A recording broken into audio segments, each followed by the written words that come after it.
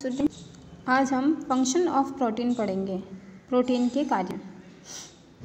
Protein का हमारे आहार में अत्यंत महत्वपूर्ण स्थान है।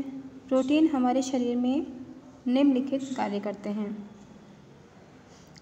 पहला है शरीर की वृद्धि एवं विकास करना, ग्रोथ एवं डेवलपमेंट ऑफ बॉडी। प्रोटीन शरीर की वृद्धि एवं विकास के लिए आवश्यक है। जैसा कि हम सभी जानते हैं कि कोशिकाओं का निर्माण प्रोटीन से होता है। कोशिकाएं ही ऊतकों का निर्माण करती है। कई सारे ऊतक मिलकर अंग बनाते हैं तथा कई अंगों के मिलने से अंग तंत्रों का निर्माण होता है। यदि प्रोटीन पर्याप्त मात्रा में शरीर में नहीं होगा तो नवीन कोशिकाओं का निर्माण नहीं होगा और उससे क्या होगा, ऊतकों एवं अंगों का निर्माण संभव नहीं होगा। शरीर निर्माण में यदि जल का प्रथम स्थान है तो प्रोटीन का द्वितीय। शरीर के शुष्क वजन का आधा भाग प्रोटीन होता है।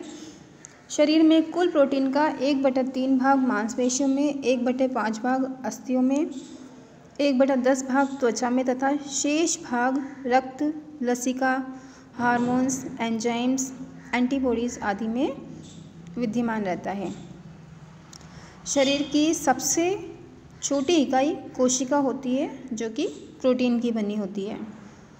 शरीर की प्रत्येक कोशिका अपनी कार्यक्षमता, जीवन वृद्धि एवं विकास के लिए प्रोटीन पर निर्भर रहती है। कोशिका में उपस्थित साइटोप्लाज्म, जीव द्रव्य तथा केंद्रक प्रोटीन से ही बनते हैं। बाल, अस्थियों के अंतःस्थल, त्वचा, नाखून, हार्मोन्स, एंटीबॉडीज, ग्रंथियों आदि का निर्माण प्रोटीन से ही होता है। निरंतर कार्य करने में कोशिकाओं में टूट फूट भी होती रहती है जिसकी मरम्मत भी प्रोटीन ही करता है। अतः प्रोटीन की आवश्यकता हर उम्र में होती है। इसलिए प्रोटीन को शरीर की आधारशिला, बिल्डिंग ब्लॉक्स की संज्ञा दी गई है। भ्रूणावस्था से लेकर युवावस्था तक शरीर की वृद्धि एवं विकास निरंतर होता रहता है।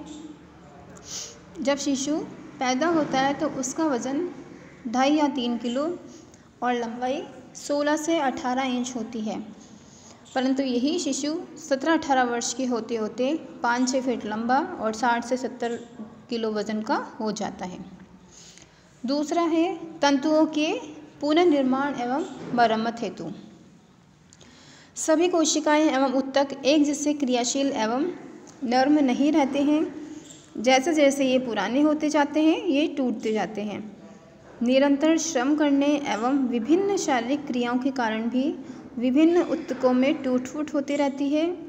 इसके अतिरिक्त बीमार पड़ने, जल जाने, चोट लगने, घाव होने या दुर्घटना होने पर वहाँ की कोशिकाएं एवं ऊतक क्षतिग्रस्त हो जाते हैं। इन टूटी फूटी कोशिकाओं की मरम्मत एवं पुनर्निर्माण आवश्यक है और यह कार्य प्रोटीन ही करता है।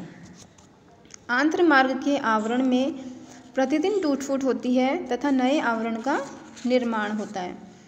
इसी तरह लाल रक्त कणिकाएं 120 दिन के बाद टूट जाती हैं और इसके स्थान पर दूसरी लाल रक्त कणिकाओं का निर्माण भी प्रोटीन से होता है।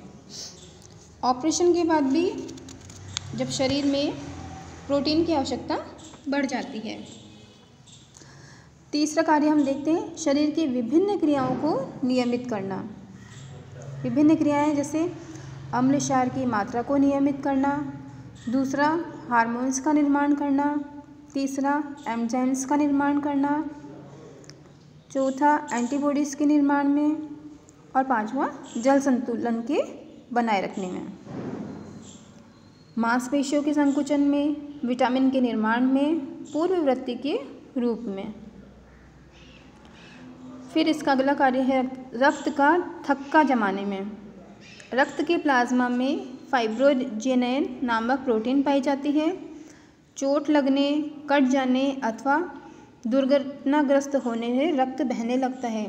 अगर 4-5 मिनट के भीतर ही रक्त का थक्का नहीं जमता है और रक्त बहना बंद नहीं होता है तो शरीर से बहुत सारा रक्त निकल जाएगा और व्यक्ति का जीवन खतरे में पड़ सकता है। रक्त जमना एक जटिल प्रक्रिया है। इस प्रक्रिया में रक्त में उपस्थित फाइब्रिनोजन नामक प्रोटीन थ्रोम्बिन की उपस्थिति में फाइब्रिन प्रोटीन की एक जाल की रचना बनाती है। इसी जाल में रक्त कणिकाएं आकर फंस जाती हैं और रक्त का थक्का बन जाता है। फलतः रक्त बहना बंद हो जाता है। अगला काम है प्रोटीन का कार्य है सामान्य दृष्टि में सहायक। आँखों के दृष्टिपटल और शंकु एवं दंड यानी कोन्स एवं रोड्स पाए जाते हैं। शंकु में आइडोप्सिन और दंड में रोडोप्सिन नामक वर्णक यानी पिगमेंट पाए जाते हैं। ये वर्णक मंद रोशनी तथा रंगों को देखने में मदद करते हैं। रोडोप्सिन में ऑप्सिन उपस्थित रहता है। ऑप्सिन के निर्माण के लिए प्रोटीन आवश्यक है। फिर स्थानांतरण प्रोटीन के रूप में रक्त में उपस्थित स्थानांतरण प्रोटीन पोषक तत्वों को ऊतकों एवं कोशिकाओं तक पहुंचने में मदद करते हैं। जैसे लाइपोप्रोटीन को वसा, हीमोग्लोबिन को O2 और CO2 को, फिर है ऊर्जा प्रदान करने में कार्बोस एवं वसा की अनुपस्थिति में प्रोटीन ऊर्जा भी प्रदान करने का कार्य करता है।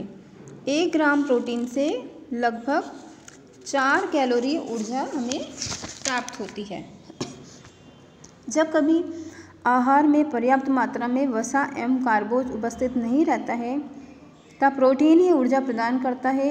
आवश्यकता से अधिक प्रोटीन के उपयोग करने पर यह वसा के रूप में शरीर में एकत्रित होता रहता है और जब शरीर को ऊर्जा की आवश्यकता होती है तो यही वसा टूटकर ऊर्जा प्रदान करती है। परंतु जब इसका उपयोग ऊर्जा प्रदान करने में किया जाता है तब इसका निर्माणात्मक कार्य नहीं होता है, वह कार्य गौण हो जाता है। दूध निर्माण में नवजात शिशु का प्रथम आहार माता का दूध होता है। शिशु के सही पोषण के लिए माँ का दूध सर्वोत्तम होता है। माँ के दूध के निर्माण के लिए प्रोटीन जरूरी होता है।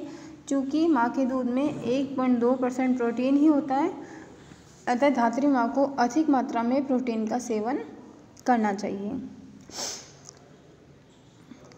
प्रोटीन के बारे में आगे देखते हैं कि प्रोटीन के कमी के क्या क्या प्रभाव हो सकते हैं।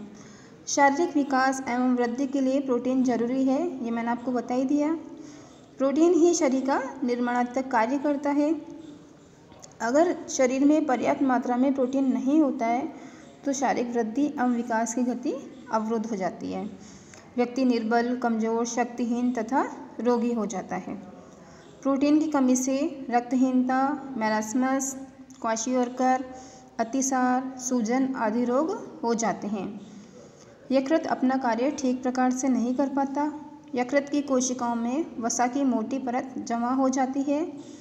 नाड़ी संस्थान में भी प्रभावित होता है, जिसके कारण नाड़ी विकार उत्पन्न हो जाता है। Thank you.